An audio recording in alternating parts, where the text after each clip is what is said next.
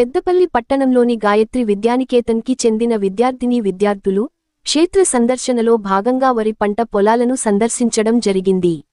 ఈ సందర్భంగా నాటు వేసే విధానాన్ని, వరి పంట పండటానికి పట్టే సమయం, పంటకు తెగులు రాకుండా తీసుకోవాల్సిన జాగ్రత్తలు, వేయాల్సిన మందులు, పంట కోసిన తర్వాత చేయాల్సిన వివిధ పనులు తదితర విషయాలని స్థానిక రైతులు విద్యార్థులకు చక్కగా వివరించారు.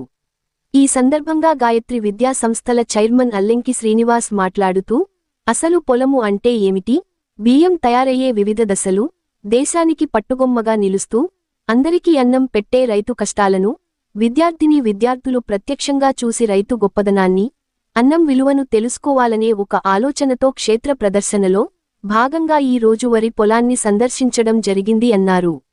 అనంతరం విద్యార్థులు రైతులకు వివిధ ప్రశ్నలు వేసి తమ సందేహాలను నివృత్తి చేసుకున్నారు.